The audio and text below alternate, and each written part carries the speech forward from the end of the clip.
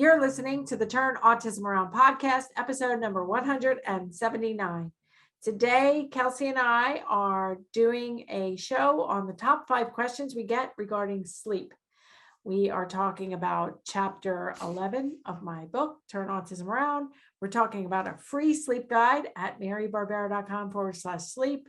And we're discussing from infants to older kids, how to get them to fall asleep better, stay asleep in their own bed, and some tips that I just learned today too from Kelsey. So let's get to this really great interview and top 5 question podcast all about sleep.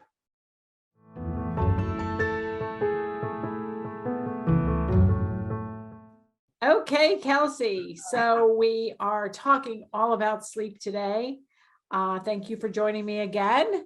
And you have gathered some questions regarding sleep from our online community, and then also from our Instagram account and our Facebook page, and we actually just have started a TikTok account. So if anybody out there listening is on TikTok or Instagram or Facebook or YouTube, you can always find our direct actual account if you just go into marybarbera.com/Facebook/YouTube, Instagram, or TikTok. So if you're on TikTok, we're trying to grow quickly there. So give us a shout out and we'll see you over on TikTok. So anyway, getting back to our questions, why don't we start with whatever the first question is? Okay. So this first question is, my baby or toddler will sleep, but only with me or with a bottle and pacifier. How can I get them in their own bed and to fall asleep on their own?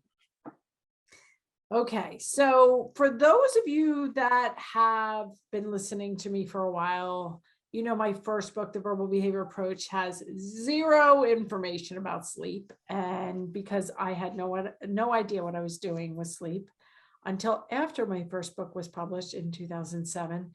And that's when I got some really great sleep advice and started working with Lucas to sleep better and all of my clients as well. So now my new book, Turn Autism Around, has a whole chapter on sleep. It's called Stop Playing Musical Beds, Solving Sleep Issues. And musical beds is what I played a lot from the time Lucas was 1 until he was 10. And then I fixed it in 3 nights, and I outlined how I fixed it. And maybe we'll talk about fixing his bedtime routine, but back to the question at hand, which is all about babies and toddlers. And I wasn't a behavior analyst, and I didn't know what I was doing with sleep when my kids were babies and toddlers.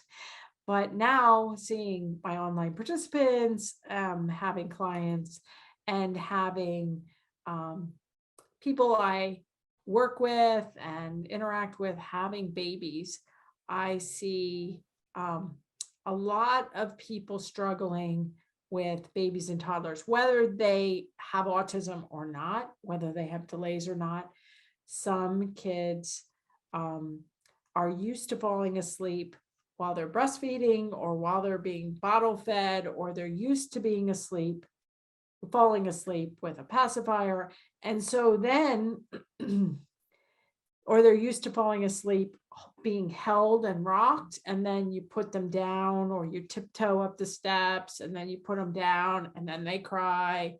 And then you're kind of caught between, like what to do, because you don't want crying.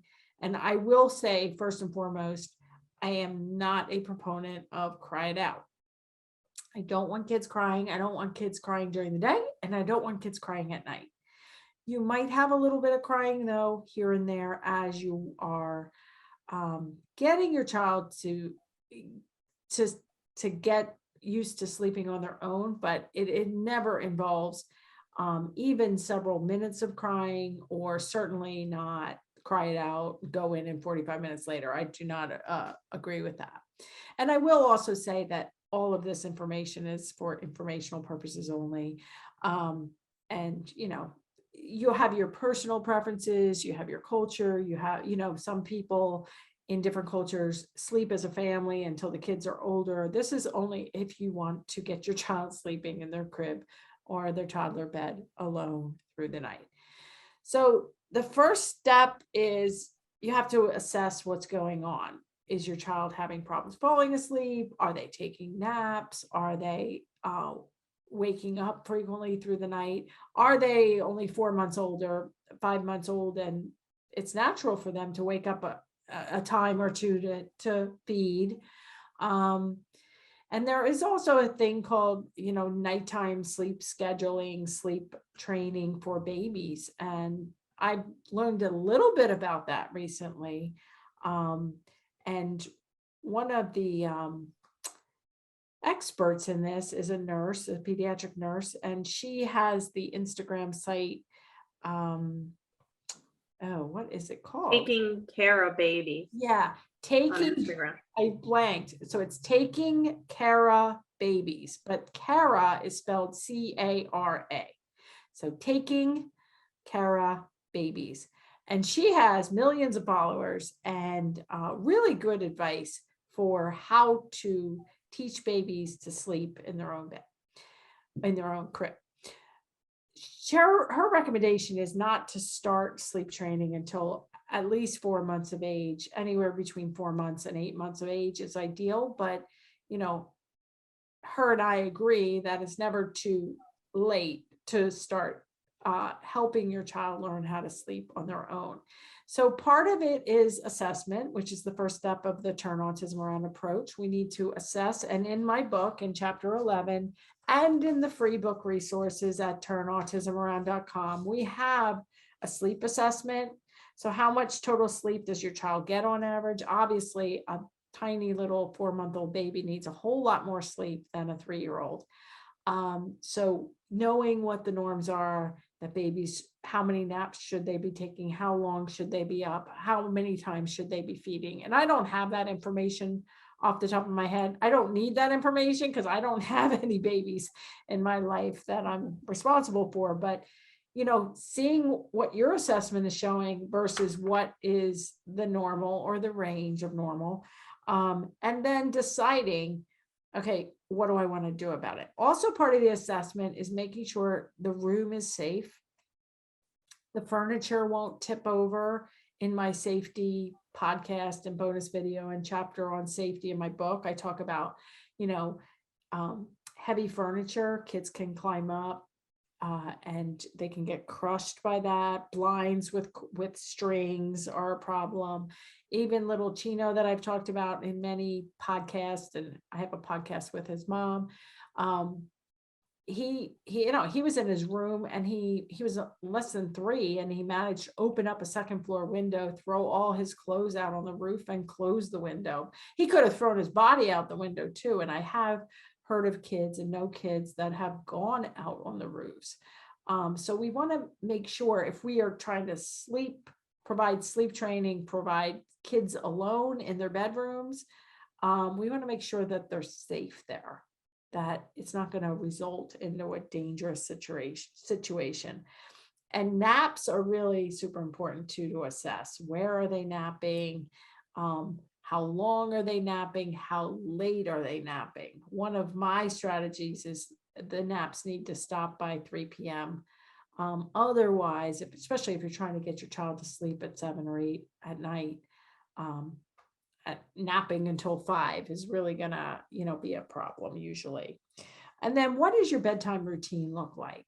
Everybody needs routines and to settle down. And that's really important even for a baby. So the key is, and we sometimes have to talk about weaning, like weaning from a pacifier or weaning from a bottle at the same time as getting your child to sleep.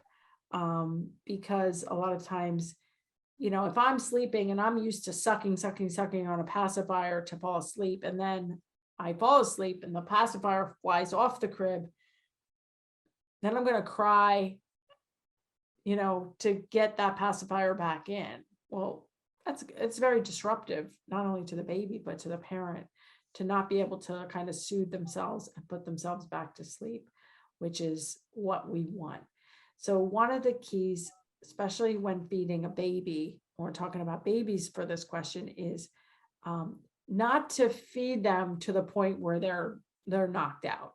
You can feed them and then get them drowsy, but still awake, and then put them down. And then you're going to have a better chance that they're really tired, they're fed, they're full, and hopefully they can go to sleep. And if they don't, they start crying and those sorts of things. It's okay to pat them and to stay with them if you want, rub their back. But then as soon as they get tired enough that they're not completely out, stop touching them, let them fall asleep. Even if you have siblings, you'd be like, mommy has to go to the bathroom, or mommy's going to check on Johnny. Even with a baby, they'll understand, I'm coming right back. You can kind of slip in and out. And by that point, they may have fallen asleep. So that is my advice about getting a child used to sleeping on their own. Is first it involves an assessment and then a plan to be like, okay, I'm not going to feed them until they're completely out. I'm not going to drive them around in a car until they fall asleep and then carry them upstairs and pray they don't wake up. So do you have anything else? Yeah, I like everything you said. It's really, for me with sleep, it's about a lot of kids and even adults. We have sleep dependencies, and those are really strong, especially in children, and young toddlers who have delays, who love routine, for both toddlers and babies. And we want to try and reduce those dependencies as much as possible. But just like us, we can't decide one day, oh, we're getting rid of all dependencies, and then we're just gonna, they're just gonna sleep. Just like we've talked about in all these FAQs, it involves what we call shaping, which you talked about, Mary. And so that's like when you say, if you have a toddler, sitting right beside them and rubbing their back and raising your hand for a second, and then they fall asleep. And then it might be the next night you're a tiny bit further away. And then the next night it might be, I leave the room for 2 seconds and then come back. It's about building this trust that if I leave, I'm coming back. Like you're not alone. And I had to do this with Lincoln actually when he was a toddler, and he would get so annoyed. I'd be like, I'd be right back. And then I'd come right back and I'd be right back. He got so annoyed with this process. He's like, I get it. You're coming back. And then he would just fall asleep. But before that, he wouldn't even let me, leave the room. Right. And so, yeah, I think what you said, and just knowing that if you do need to wean from bottles and pacifiers, that it might be a slow process to get this sleeping. It's just tiny steps every night to get closer to your goal. Right. And if you have other kids and you're worried about, you don't want to deal with this with screen, any kind of crying and waking up, it's going to wake up the whole household. Really practice these techniques for the nap too. Yep. Because kids shouldn't be napping in their bassinet or napping while you're driving them around in the car. Because napping is a great time to practice falling asleep on your own in your crib. This is where I calm down. This is where I sleep. And using the nap or multiple naps, especially when you have a baby that's napping multiple times. If you nurse them, breastfeed them to sleep every time, that's what they're going to know. And that's what they're going to get used to. And then you're going to have a harder time. But it's never too late to undo it or to learn more.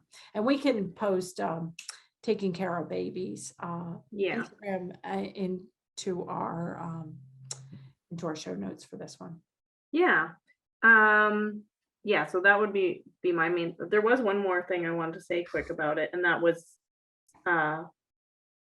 mainly with the naps. Oh, some people, like you said, you really need to look at what they should be sleeping, because some parents are like, oh, well, I cut the nap, my kid doesn't nap anymore, my toddler doesn't nap anymore, and they're going to bed at 10 o'clock at night. And it's like, that might not be enough sleep. And sometimes when you're overtired, it's also harder to sleep. Brentley, actually, if he didn't get his 2-hour nap in the day, he would not sleep at night. Mm-hmm. And you'd think he would be more tired, but he actually wasn't. So really looking at those guidelines and seeing and assessing exactly how much sleep they're getting, and that they might actually need more, and going to bed earlier might even be better.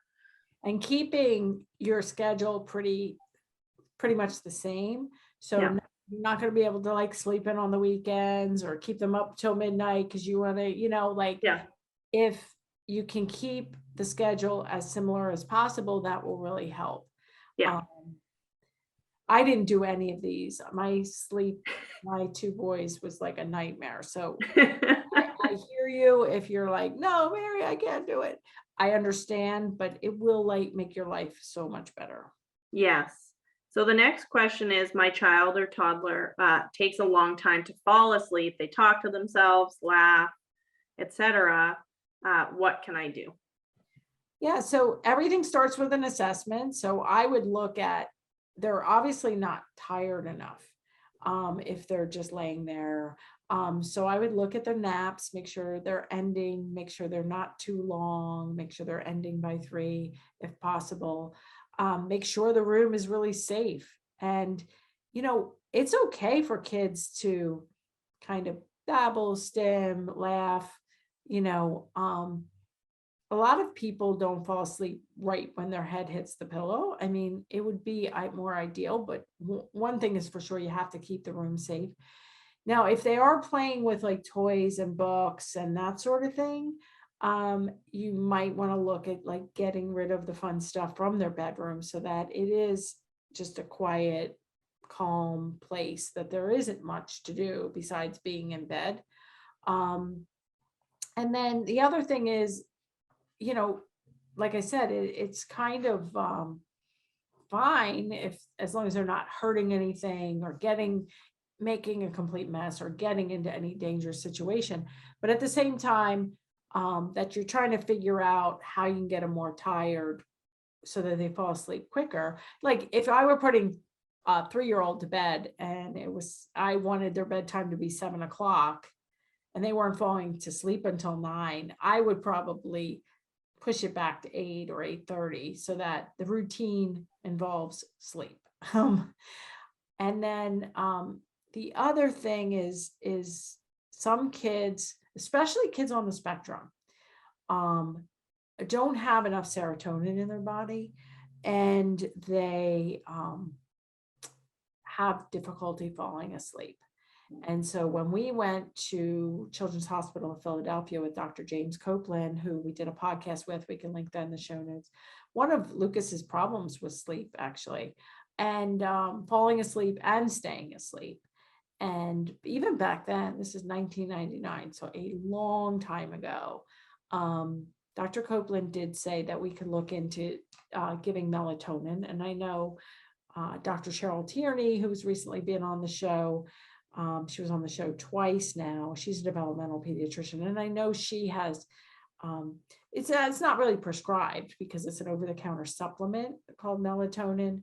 Some kids, if you take that, it just calms them down a bit so that they can fall asleep. And it's a natural supplement. Lucas has been on it from the time he was 3 until every night now at 25, he takes melatonin. And however, it can backfire. I had a client who, when the mom gave her melatonin, she would actually record her sleep issues, record the time she fell asleep and woke up in a calendar, like I recommend in my calendar video blog, which we can put in the show notes. She found that on nights when she gave her melatonin, her nighttime waking would actually increase. So you just need to try different things to see what's going to work. At first, I would definitely start with, looking at the assessment, looking at the naps, looking at the bedtime routine. And I might not put a monitor on to hear every little squeal and laugh because you need your sleep too. As long as the child is safe and you can hear anything major going on, I might do some things to kind of not hear every little movement or sound. Yeah, I agree with everything you said. Also, for falling asleep, it is about doing the assessment, and then it's really playing around in my mind with with your bedtime routine schedule with the time. Like you said, Mary, if they're not falling asleep, they're falling asleep at 9, you might start with going to bed at 9 and then going back a little bit every night to get to a more, appropriate bedtime. But then also you have to look at things like physical activity. How much physical activity did they get? Did they get it early enough? Some people really can't fall asleep if their body temperature is really high. And so a lot of people like to give hot baths before bed. But for some kids, you can't give hot baths before bed because then they can't sleep. And you'll notice they sleep better if, you don't do that. So some of it is about looking at your bedtime routine and taking one thing out at a time and seeing if that helps, adding something, trying to only add one thing at a time and track it on your calendar to see what helps and what doesn't. Right. And some people swear by lavender. Yeah. Some people swear by noise machines. Make sure their pajamas are comfortable. Make sure they potty right before bed or their diapers fresh and clean. There's just so many variables. And sleep is one of those things that's very vital, but there are a lot of variables to kind of whittle through it when things aren't going well. Yes. Yeah. The next one is my child wakes up in the middle of the night and may stay up for 2 or 3 hours. What can I do? Yeah. So Lucas used to do that. He used to wake up, and that's when we got into the bad habit of either letting him in our bed, because the odds were better. If we let him sleep with us, he would just sometimes go to sleep, right? Yeah. If we were like, no, go back to bed, he would wake up and then be up. So melatonin, there is a long-acting melatonin, but that's more of a pill. Where there's liquid melatonin, that might help keep them to sleep. And then making sure they're safe and that sort of thing. Now, I'm going to tell the story of how Lucas, we stopped the nighttime waking and we stopped the in our bed starting at age 10. So my book came out, Lucas was 10, my first book. And I went to a conference and I went out to dinner with a behavior analyst, and we were talking about my book. And then she said, so how's his sleep? I was like, ooh, I don't really want to talk about Lucas's sleep. And I was like, actually, that's not really a great area. In fact, my husband said, you better not put anything about sleep in your book because you're terrible at it. So I didn't have any pieces of advice in my book. And he was still every night waking up in the middle of the night and coming in our bed. And by this point, he was 10 and he was over 100 pounds. And he would come into my room, and I sleep pretty soundly. And we had a king size bed, we still do. And he would run in our room and he would jump over my body into the middle of the bed before I was even like awake. So then we have him, in our bed. Now it's like getting him back to his room. Or even if my husband had to work, I'd be like, okay, Lucas, let's go back into your bed. So he had a double bed. So I would then also do the bad thing of laying down with him, like, please just go back to sleep. So anyway, so this woman in Ohio, I don't even remember her name to give her credit. God bless her. If you're listening, please let me know who you are, because you did change my life with your sleep advice. So anyway, she said a few things. She said, get rid of the electronics in the bedroom, which I actually did not do, because he was used to falling asleep with a VCR and a TV, and that was part of his bedtime routine. And even in the middle of the night, like if I just had to sleep, I could turn on something and he could watch and I could sleep in the bed, So I didn't get rid of electronics, but if you haven't started electronics in the bedroom, don't start it and, get rid of it. And I wouldn't put it on in the middle of the night, like now. You know what I mean? If that's part of your routine to fall asleep, that's one thing. We have it on a sleep timer. And he still does that every night. But the other thing she said is he has to learn in the middle of the, like at night, he falls asleep with the TV, but in the middle of the night, if he gets up, he can't come into your bed and he needs to put himself back to sleep. So he was 10 and so I made a plan. I was like, okay, this is what we're going to do. We're going to lock our bedroom door. And of course, we didn't have to like gate the steps. Like he will not go downstairs if it's nighttime. Like he will not roam the house. He will not leave the house. Many clients and other people I know of, that's a danger. So that's why I'm like saying like, this is what we did for Lucas, but this might not be safe for you and your family. But so we locked the bedroom door. The first night 1, he got up 3 times. He came over, wiggled a handle, knocked on the door. I woke up instead of having him jump on me. I woke up to the knock, noted the time, opened the door, said, Lucas, you need to sleep in your own bed. You're going to get, and I offered a strong reinforcement of a Pop-Tart. I said, you get a Pop-Tart in the morning for sleeping in your own bed. So walked him back, offering this promise reinforcer in the morning. And that was because I didn't want him to get agitated or have any self-injurious behavior or upset. And any new behavior we want to change. I mean, this has been 10 years of him sleeping with us in some capacity every single night. So it's a big behavior we want to change. So one Pop-Tart once a day isn't going to, hurt anything. Had him get back into his bed, say, I'll see you in the morning for the Pop-Tart. Got back in my bed, relocked the door, noted the time, jotted it down, and I went back to sleep. Thank goodness I'm able to fall back to sleep pretty quickly. That his wake ups and that little situation, the first night happened 3 times. He got up, came, knocked, I went back to bed. The second night, it was 2 nights, 2 wake ups over to our bed, over to our room, knocked on the door. And the third night, it was 1 time, and he never slept in our bed again.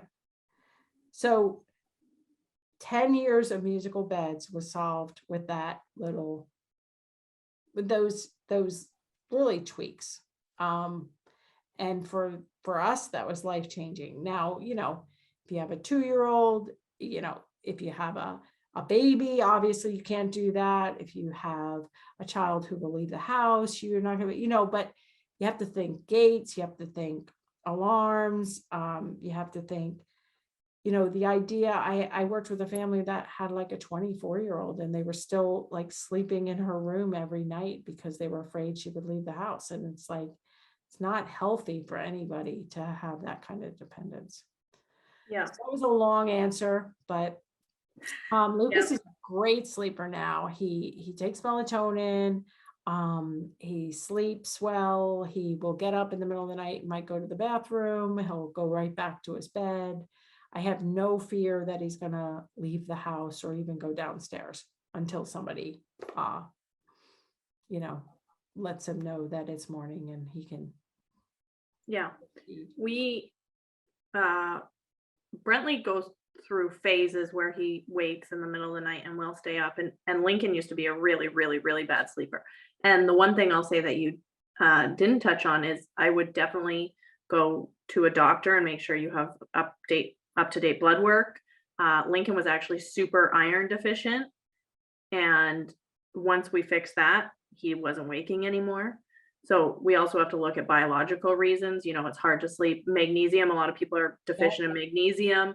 Iron, those are just the big, easy ones. And some of them can probably even be dealt with just diet changes. But looking at that, looking at constipation, if a child's constipated or their stomach hurts, they could be waking up. And when Brentley used to wake up, I used to do what you did, and it's like, okay, just watch something. I'm just going to sleep right beside you. But then when I finally, I think he went through his longest stretch of it, which was only 2 weeks, and I was done with it. And so it was just like consistency and as boring as possible. Every time he would come near me, he never got to the point Lucas did where he jumped in the bed. But like if he would come in my room, it would be immediately, Brentley, it's nighttime, back to his bed, in his bed. He'd get up again, walk him back, it's nighttime. I'll see you at 6. And we have a clock in their room, and they know they're in their room, whether you're sleeping or you're laying in your bed until 6 a.m. You do not Yeah. do anything until that time. And so it was just really easy to just continue with consistency. It was hard for about a week, and it is really hard to be firm and consistent in the middle of the night when you're exhausted. But just reiterating, it's nighttime, we stay in our bed. And eventually it's so boring that, like, what else are you going to do but sleep? You know? And there are like alarm clocks and different things where it's like a green shows Yeah. you can get up, and a Mhm. red, you can even set it for the weekends to be a little bit later and everything Yeah. like that. So I mean, they do have some new contraptions that I never tried, but there are lots of things you can do to make better sleepers. I think your point about going to the doctor, Yeah. and getting blood work is really important. Magnesium is also a great supplement uh, eh, to to foster sleep, Yeah. um, and kids do tend to be deficient in that. And looking at diet, looking at constipation, and all those things that we're going to discuss actually medications and supplements and those sorts of things the next 2 episodes of this podcast. Yeah. And yeah, it is really important because even as adults, if we don't feel good, we don't sleep good. And I think it's important to remember that in our kids too. And our next question we kind of already answered in that with the alarm clocks is, my child wakes up really early. Can I teach them to stay in their bed or room? Yeah, and even for kids that give up their nap, um, you could have like a quiet time box of activities where you do have them. You don't have to sleep like they do at daycares after kids. Yeah. Some kids don't sleep, is like you can play quietly. So yeah, there could be a some activities that the child is comfortable doing in their room, and that could be for nap time or for early morning. um, or they might be able to, depending on their level of functioning and their age, they might be able to go down and start making themselves cereal or watch TV or do other things that everything is a transition, transitioning from a crib to a toddler bed to a regular bed to once they're potty trained, you have to be able to have them go to the bathroom. And so, like, how does that work? And at some point for many of our kids, um they could go to a different part of the house and busy themselves, but like all these factors of safety and sleep and constipation and potty training, it's like, whoa. But this is life and this is the way we change. But I can honestly say in the past 15 years, Lucas has had, you know, next to no problems with sleep. And we're very fortunate. And even he'll sleep really late on a weekend. He'll sleep until like 10 o'clock sometimes. But normally he sleeps until 8:30, but he's usually wakes up once to go to the bathroom too. Yeah. Yeah. And early wakings, the Brentley stroke, that has probably been his worst sleep thing. And it's just the same thing that I said about consistency in the middle of the night. It's still nighttime, especially once it starts getting spring and summer where it starts getting lighter earlier, making sure you have blackout curtains, really dark, and some type of clock, or you being like, nope, we stay in our room until this time. We stay in our room until this time. Um, can really help, whether, and if there's books in there or something they can do, not too fun, but something to keep them occupied. Yeah. Yeah. And our last question is, my child wakes in the middle of the night and is not consolable, kind of like a night terror. What can I do? Yeah, so there are night terrors, and Lucas had some night terrors early on. I know Lincoln had night terrors, and I didn't even know this, but Kelsey kind of discovered it through getting a medical exam and advice and blood work, was that the iron deficiency was actually contributing to his night terrors quite a bit. Mhm. And I do think that night terrors, I mean, they're very scary because it's like the child's just, like you said, not consolable. Mhm. And I do think that a medical examination and blood work is really what you want to do. Kids can also have nightmares. And so you do want to be, kids get sick, kids have, vomiting or diarrhea or, horrible virus or, there are going to be times when you're going to have to go up in the room. You're going to have to help your child. You might have to lay down with them or stay in their room or help them in a lot of different ways. And night terrors are something that you can't just ignore. I mean, the child is really going through something, whatever the cause. So staying with them, making sure they're safe, and trying to figure out what is contributing to it, I think is really key. Yeah, night terrors, and like Lincoln was not even like, he wasn't even there. Like he wasn't, you couldn't talk to him. Like it wasn't like a child that was inconsolable and was like, because you weren't there. So I finally found there was nothing that would snap him. My voice wouldn't snap him out. You could like touch him and like nothing would snap him out. But I found a song that would snap him out of it. So we would play the song, it would snap him out of it. And then he'd go right back to sleep before we figured out what was causing them. But one thing the pediatrician also did tell me is some kids who have night terrors have them at the same time every night, maybe from 1 in the morning or midnight. So if you can notice if there's a time pattern, waking them up directly before the night terror happens to kind of break their sleep cycle of that can help. Lincoln's was non-predictable what time it would be at, probably because of his deficiencies, and it was an actual medical issue. But they did say try waking them right before it happens if it happens at the same time every night. And I have had a client who that did work with, where you woke them up 10 minutes before the regular time and they stopped having them. Good to know. Learn something new every day. Okay, well, I think those are 5 questions and answers regarding sleep. Hopefully that was helpful for you. All the show notes will be at marybarbera.com/179. This is part of our top 5 question series, which we're doing, once, twice a month, whenever we get a topic and some questions. I think it's a really good opportunity for us to dive deeper.